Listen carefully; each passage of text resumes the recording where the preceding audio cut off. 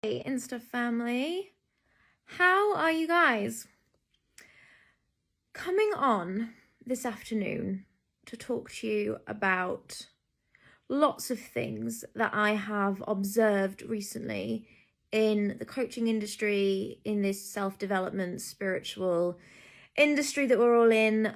I have been noticing a lot of things, and I have been sitting quietly, just observing, biding my time, waiting for the right time to say something. And then I was just having a conversation with one of my gorgeous clients, and she said something which almost got me into a rage, because I was just like, the fact that this is even a thing, that these narratives exist in the coaching industry, makes me so irate. But getting angry about it doesn't serve anyone. Having conversations about it could potentially serve everyone. So this is the point of this live, to have a conversation with you guys about the things that I'm observing in the coaching industry, about the narratives that I'm hearing and witnessing, what it means to me and what I'm intending to do about it. So in the last 2 days, I've been fairly quiet. We had a huge launch in November, followed by the Black Friday sales, which ended on Cyber Monday. So I literally just took Tuesday, Wednesday to just bring it in, get into my download, get into my channel, just sit and process. And I noticed a lot of things, and I heard a lot of things, and I felt a lot of things, and I downloaded a lot of things. The first thing that I noticed that I really want to speak to is this frantic climb that exists in the coaching industry, whereby women, especially, are so frantic to get to the top, to be the best, or at least to be one of the best, that they are literally stepping on other women to get there. And I saw this in a post that somebody made about how she had upgraded her coach. She's been investing in coaches for years, and this recent investment that she'd made was an upgrade from one coach to another. And I looked at the words, and I felt the pain of the coach that she'd left, the coach that she'd abandoned, in order to upgrade to this even sparklier, even more expensive, even shinier, more tantalizing coach. And I just thought, what a shame that we have created an industry whereby coaches are placed in a hierarchical system, and our success is determined by how much money we make, by how many people show up to our live streams, by how many people get in our masterclasses, by all of our client wins. And I'm going to speak to all of these individual things, but what a shame that we are building and creating yet another hierarchical structure, another hierarchical industry, which threatens the very essence of equality. What a shame. And the thing is, with the trying to be the best, even trying to be one of the best, it still speaks to elitism. It still speaks to hierarchy. So whether you're trying to be the best or whether you're trying to be one of the best, even that one of the best, it's still a small perceived group of people who are supposedly better than everyone else, who are supposedly making more money than everyone else, who have more clients than everyone else, who have more success than everyone else. What a shame that we've brought elitism and hierarchy into an industry which initially the intention was to help people, was to create better lives, was to build dreams, was to showcase new paradigms, to show what was possible for everybody, not just for one individual or just for a few people. And we've created elitism and hierarchy in an industry which initially we set out to do the very opposite. And something else that I saw, I've seen this from a few people this year, and I initially had to roll my eyes and then be like, why am I rolling my eyes? Because I've also been there, and it's so okay, and it's so valid, and it's so human, but at the same time, it's destroying our industry. And it's the invite to Necker Island. When you get to a certain point in your coaching career, supposedly, you are invited to Necker Island, Richard Branson's island, to a mastermind experience. And it sounds so luxurious and fancy and like, oh my God, I've made it. I've been invited to Necker Island. I was invited to Necker Island in 2019 as a coach. And initially I had the exact same response that I've seen on the posts of a few women recently. Oh my God, I've been invited to Necker Island. I've been recognized as the coach, like one of the best. Yay me. And then I sat with it for less than 24 hours and I was like, nah, it's not me. I'm not vibing with it. Just really not feeling it. And the woman that had invited me along to this mastermind experience at Necker Island was like, oh my God, really? Like, you don't want to go? And I was like, no. And don't get me wrong, it's not an invite that comes without a price tag. It's an invite that comes with a hefty price tag. So it's not just an invite. It's hey, you've been handpicked to hand over a fuck ton of money so that you can join this mastermind experience on Necker Island so that you can buy into the elitism of our industry. That's essentially what it is. I said no at the time. Never really knew why I said no. Until years later, I've started to see other coaches be invited as well and posting about it in a similar way to my initial response. And now I look at it and I go, oh, now I understand why I didn't accept the invitation. Now I understand why I didn't chuck a shit ton of money at that invite. Now I understand why it didn't vibe with me, why it didn't feel right. Because for years I have stood for something that I see so few standing for. And that is the equality of women in this industry and the equality of human beings on this planet. I know we don't have equality. I know we're not in a perfect world, but I stand for it so fiercely. And when I see the absence of inequality, it irks me. It aggravates me. It antagonizes me just a bit, because that's part of my soul mission, right? Is to create equality and abundance for every single person on this planet as much as I possibly can. And so now that I'm seeing these other coaches clambering over one another to get to the top, shrieking and screaming about Necker Island invites and about their latest numbers and figures and about all of their client wins, I realise that the reason I've never vibed with it is because it reeks of elitism and inequality and hierarchy, and it's just not me. And I think, what a shame. What a shame, because all it's doing for those people, those women, men even, predominantly coaches, healers, leaders, that are in the race, that are in the chase up the ladder, all it does is it keeps them in a frequency of not enoughness. They are forever pursuing the next best coach. They are forever pursuing the next biggest investment. They're forever pursuing the next level recognition, the even bigger masterclass, the even bigger figures, the even more recognition, even more fame, even more validation. And as they're constantly pursuing it, they're living in a vibration and a frequency of I'm not enough. And I'm not enough, so I have to pursue more. I'm not enough, so I have to get more recognition. I'm not enough, so I have to get an invite to Necker Island. I'm not enough, so I have to get 100k month, the 200k month, the 300k month. I'm not enough, so I have to get more client testimonials. I'm not enough, so I need to run a masterclass with 1,000 people, then 2,000 people, then 5,000 people. And then when I've got a masterclass with 10,000 people, and then when I'm making £50 million a month, and then when I've been to Necker Island 17 times, then I'll be enough. And it's never enough. It's never enough, because they're locked in to this subscription to elitism and hierarchy.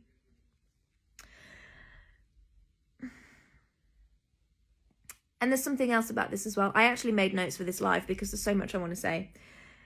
This pursuit of hiring the next best coach, of getting into the more elite mastermind, of just, climbing this ladder, this frantic climb to the top, it's done with a very specific energy. And I'm not sure if those who participate in this narrative are aware of the energy in which they're doing this. But the only reason people pursue mentorship or a coaching relationship with somebody who they perceive as is better than them is so that they can take from them. I'm going to go work with that person who's making $50 million a month, because I want to know exactly what they know about how they made $50 million a month. And then I'm going to take that information for myself. And so they go work with a coach, they go work with a mentor, and say they've just started working with someone who, I don't know, is making $1 million a month.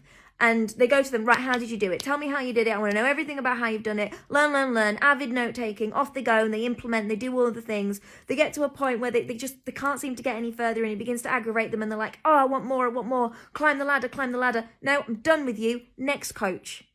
And this was the exact words that she used on this post. I've upgraded my coach. the pain that I felt for that coach that has been discarded now as not enough, so that she could go and elevate herself to the next coach who apparently makes more money and is more successful and has more things that she can take. And there's this real energy of paying people so that you can take from them. And we were having this conversation actually inside one of my mastermind containers just yesterday in my Source Mind mastermind group. We were talking about the responsibility for client results. And the unanimous narrative inside that group was, it's not on the coach to get the client the results. As a coach, we give what we can give, we share what we can share, we pass on our knowledge, we pass on our teachings, but we can't implement for the client. We can only take the client so far. It's then on the client to take that information and have some of their own responsibility for implementing the results. But so many client coaching relationships end because the client goes, I'm not getting what I want. You're obviously not good enough. I need to upgrade you to the next coach. I'll go find the next best person who's a bit shinier than you, who's a bit more dazzling than you, who's further up the ladder than you. And we buy into hierarchy. I mean, I hope I don't, because I avidly speak against this. So when I say we, I speak for the industry. But buying into hierarchy so that you can take from people who are further ahead than you, that's not what this industry's about. We're not about elitism. We're not about hierarchy. We're not about being the best. We're not about stamping all over each other. We're not about taking from each other. Or at least I hoped we weren't. I came into this industry hoping that we weren't. I really came into this industry standing for equality, for integrity, for authenticity, for women rising together, for us all supporting each other, for us having conversations and freaking leading ourselves, not leeching off each other to scramble up the ladder to the top so that we can find our enoughness at the top when you're never going to find your enoughness at the top. Right, and there's more. Other things that I've seen. Client wins being used as a leverage tool, right? I actually did this. I think it was Tuesday this week. We were having a little conversation, the same mastermind group, my Source Mind mastermind group, and the ladies were celebrating their Black Friday wins and big money months and all of the things. And I was like, oh, yay, I'm so happy for you. I'm so proud of you. And I genuinely am. Like, love my clients. Now, I don't often share client wins. There's a distinction. I share client testimonials.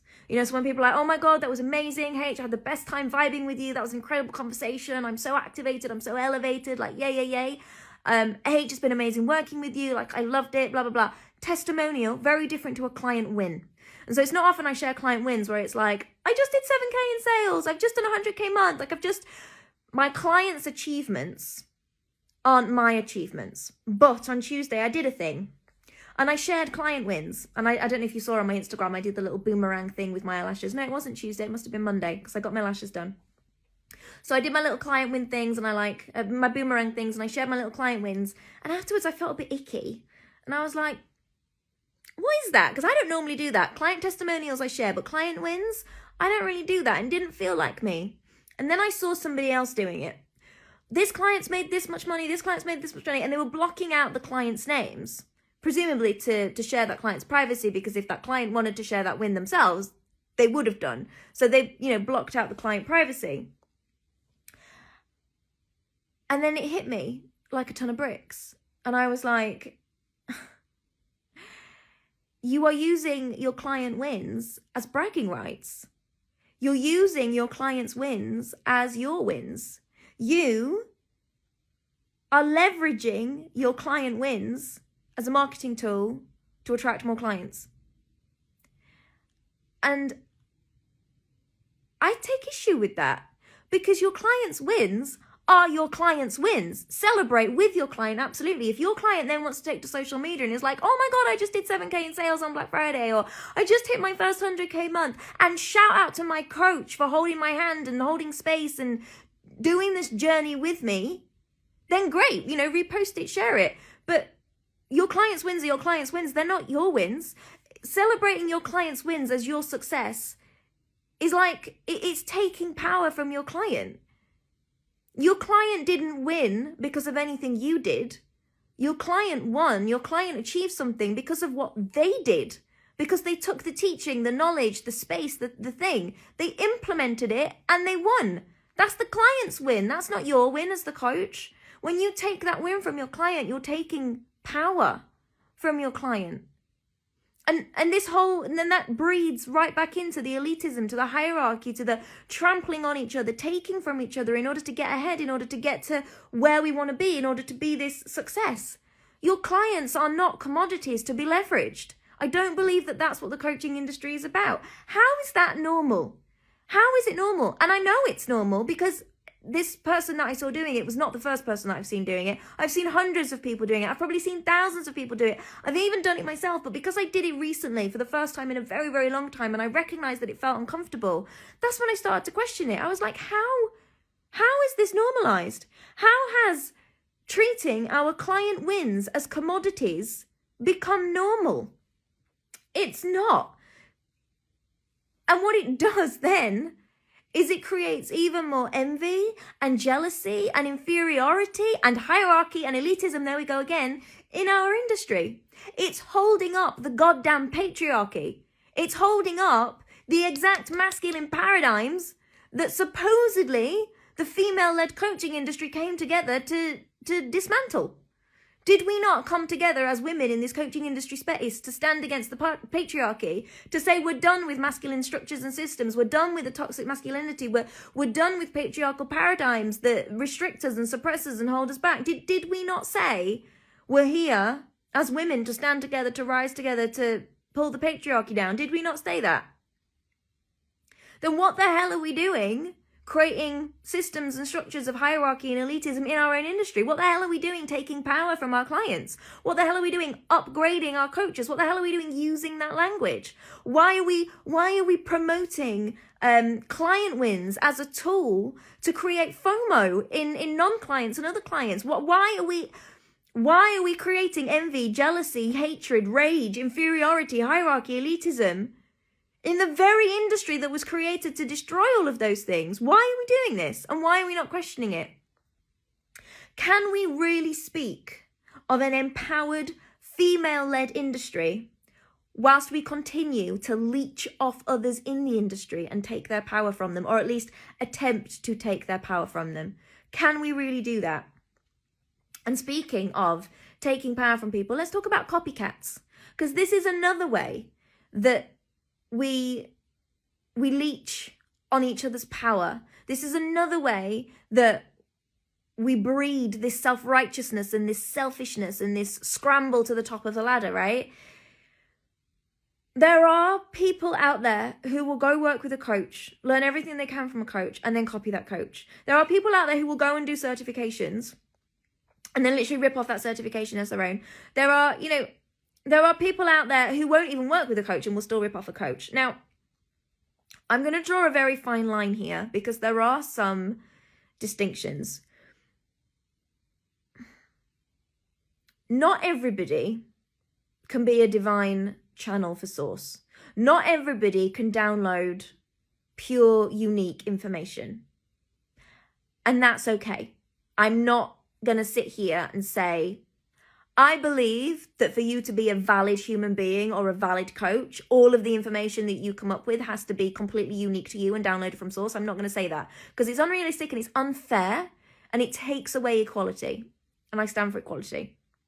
But there is a difference between learning from someone and just directly copying them, and learning from someone and embodying that wisdom and extracting your own learnings from your own embodied, experienced wisdom, and then teaching and coaching from that space. Embodied wisdom can be just as unique and powerful as divine download, as direct source channel, but it's got to be embodied. It's got to be experienced. It's got to have gone through the filter of your humanness before you can pass it on. So there are many of us who speak on the same topics, but in very, very different ways because they've gone through the filter of our human experience. That's not a copycat. But people who literally rip off other coaches, that's just copying. That is deliberately working with someone or even not working with someone in order to take from them their power, to pass it off as their own, or pass it off as your own, to use it as a tool to leverage yourself further up that bloody ladder. You are scrambling. And it's not cool. It's not cool. There is so much knowledge and information available to us. There is no need for anyone to copy from anyone. And whilst I'm sat here saying, yeah, it's not cool, I also want to say I understand why it's done. Like, I'm not judging. It's not cool. It's not. But I'm not judging because I understand why people are doing it in this industry. I understand why people are ripping each other off and copying each other in the mad scramble to get ahead. And it's because we have unwittingly and quite foolishly and honestly quite stupidly created a system and a structure of hierarchy and elitism, which in turn, as coaches enter this coaching industry, has meant that most people start out with an energy and a frequency of unworthiness, of not enoughness. And when someone feels like they are unworthy, and if someone feels like they're not enough, of course they're going to go copy someone else. Of course they're going to go rip off someone else. Because the entire industry, which on the surface stands for the empowerment of women, of birthing new paradigms, of creating whole new worlds, of creating better lives and birthing dreams, that same industry has also created a system of hierarchy and elitism, which is breeding not enoughness and unworthiness, which is breeding envy and jealousy and rage, which is breeding really icky marketing tactics and taking power from other clients and other coaches in order to leverage ourselves and get ahead. Of course, people are going to copy because they start in this industry feeling unworthy. And that I am determined to change. Another icky marketing thing that I've seen, I saw this recently and God, it made my heart hurt. She said something on a post like, if you're not sharing your numbers, if you're not sharing your financial figures, it's because you're not making any money. If you're not sharing how much you're making in your coaching business, it's because you're not making any money. God, that made me do a deep breath. And I understand the marketing strategy, and I understand that that's her truth, and there is zero judgment here. I actually think she's a fantastic coach. And from a position of empowerment, I get it. But what about all the people who aren't making money? What about all the people who already feel unworthy? What about all the people who already feel like they're at the bottom of that ladder? What about all the people who feel like they couldn't possibly get a head start? They're never going to be the best. They're never going to be one of the best. They don't even know how they're going to compete in an industry so loud and compete. I use that word. What about all of those people? What do they feel and think when they see posts like that?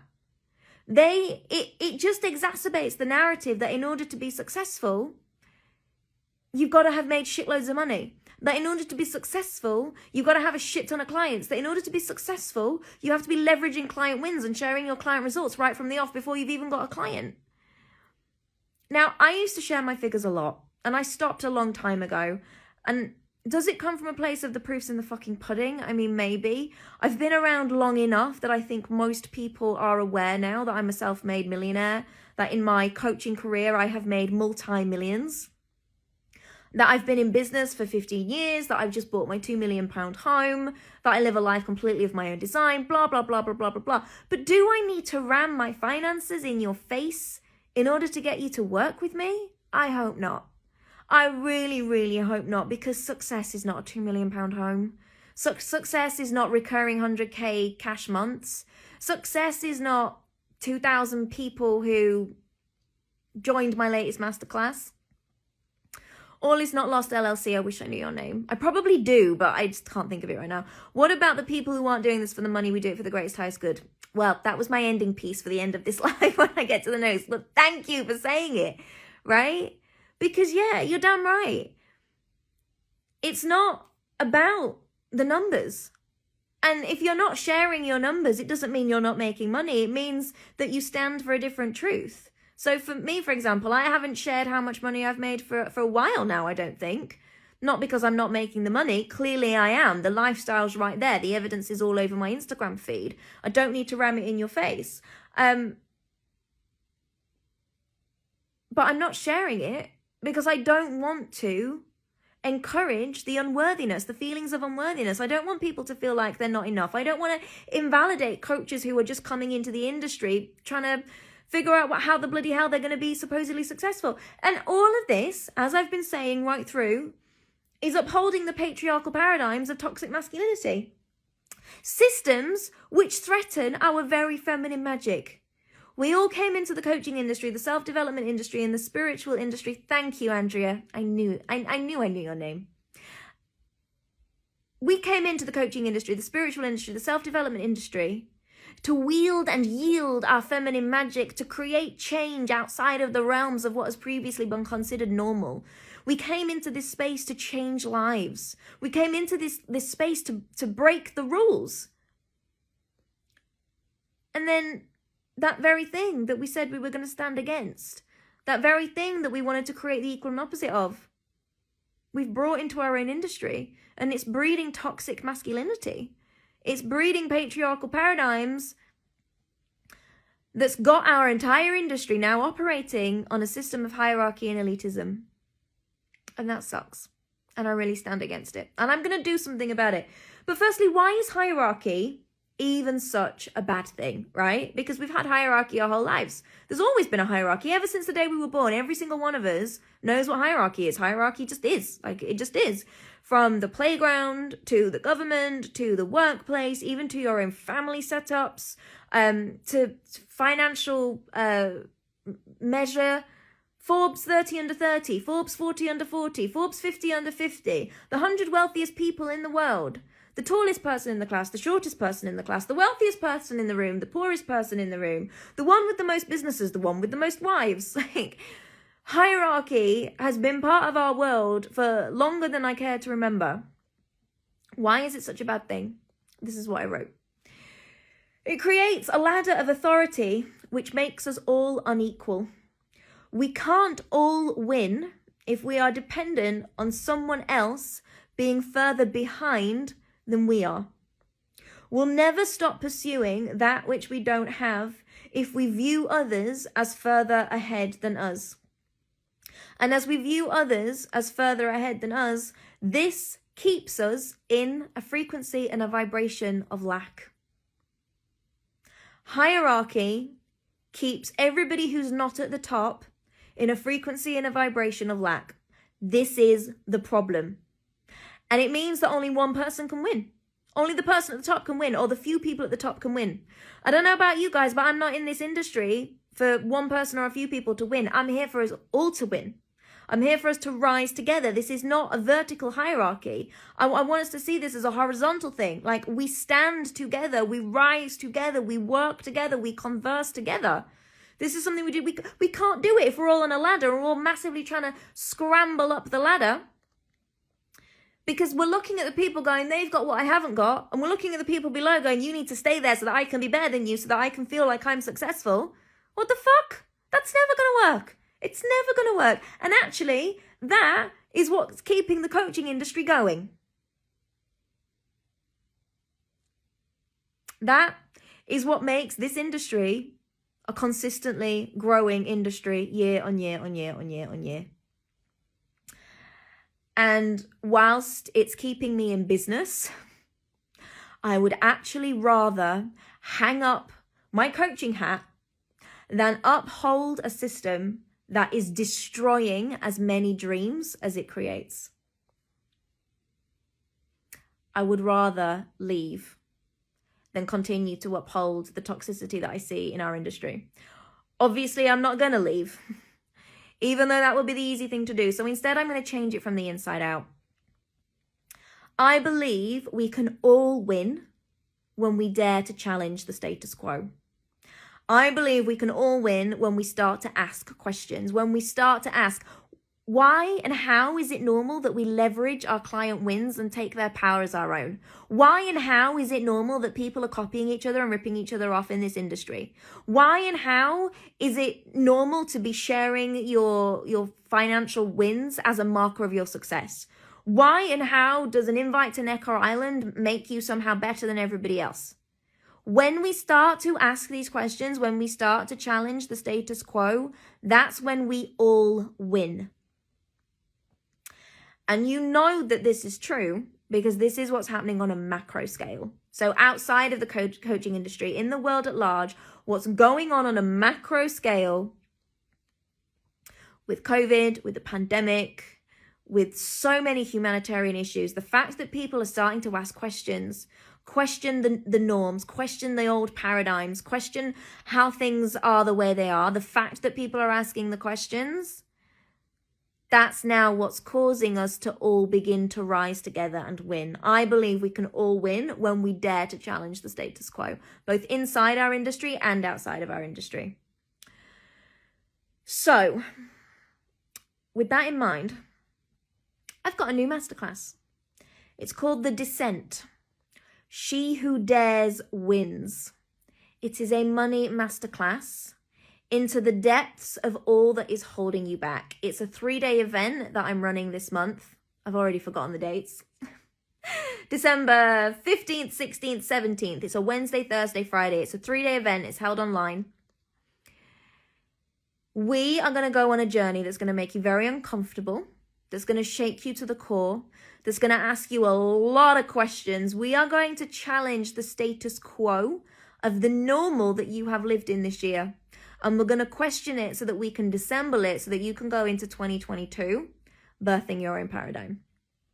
Now, I am aware that I have been talking for, half an hour on all these issues that I see in the coaching industry and what I intend to do about it. So before I talk any more about this new money masterclass, about the descent, I'm going to ask this of you. Please do not work with me if you think that I'm better than you.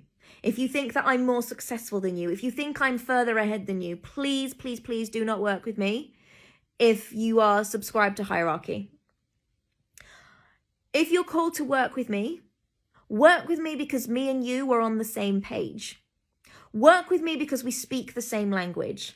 Work with me because we share similar values. Work with me because we are both creative entrepreneurs. Work with me because we're singing from the same damn hymn sheet. Work with me because we're on the same playing field. We're here for the same damn reasons. Work with me because you're a rebel too. Work with me because you want to change things too. Work with me because you want to change the world in a unique way that is completely unique to you. And yes, money and recognition, it's nice, it's fine, but that's not why we're doing what we're doing. If you're a coach in the coaching industry, or if you're in any industry and you're just in it because you want fame and money, I am not your coach. I am not going to facilitate that for you because I'm going to make you have very, very uncomfortable conversations with me. But to my fellow visionaries, to my fellow creatives, to my fellow entrepreneurs, to my fellow rule breakers and change makers and world shakers and truth seekers, if you ask a lot of questions, if you like to challenge the status quo, if you like to get into an industry and change it from the inside out, you're my human. You are my kind of people. These are the people that I love to work with. These are the people who I want with bums on seats in my masterclass. These are the people that I want to have conversations with. These are the people that I want to rise with. I couldn't give a shit how much money you make or how much money you don't make. I couldn't give a shit how many clients you've got or how many clients you don't have. I really couldn't give a shit about where you think you are in the success ladder because I already see you as successful, because you're willing to challenge the status quo, because you're willing to stand with me and eradicate equality and hierarchy and elitism, because you're willing to go, hey, I'm enough. I'm enough. I am enough. I am more than enough. I am worthy. And the truth that I bring to the table is the piece that the world needs to hear. And I unsubscribe from the ladder. So, obviously I will answer questions. The company is called Ask Harriet for a bloody reason. So yes, all of your questions in a coaching capacity, I am here to answer the questions, and I will have answers to many of them, but some of them I won't have answers to, and that's okay, because we're all conscious humans in this space, and we can have adult conversations and bounce backwards and forwards until we find the answer that works for you, right? We're on the same playing field. We're on the same page. There is no ladder. There is no marker of success. There is no mad scramble. You are already more than enough. We work together, so we rise together. Now, if you've been holding yourself back, if you have been on the mad scramble of the ladder, trying to get ahead, trying to get further along in life throughout 2021, I want you to come to the Descent Masterclass. She Who Dares Wins. We're going to go on a really discovering journey. We're going to talk to the darkest corners of your soul and your heart and your mind, and pinpoint what you've been ignoring and avoiding all year. And then from the descent, Rachel's like, send me the link. Who else was that just popped up? Was that Hattie? I don't know how I ended up here, but I'm enjoying your energy. Oh, I love you. The descent.askharriet.co.uk. From the descent, from that dark, icy, uncomfortable space, there's only one way out. There's only one way forward. And that way is to rise. And that is what we will do. Out of the descent of 2021, we will rise into 2022. It would be my honor to hold space for you, to have these conversations, and to help you create and birth paradigms of your own design. No more ladders, no more mad hustle, no more success marker, no more leveraging client wins, no more stealing power from other people, no more absence of integrity or inauthenticity, none of that. We don't need that, because we're already amazing. We're already good enough. We already are.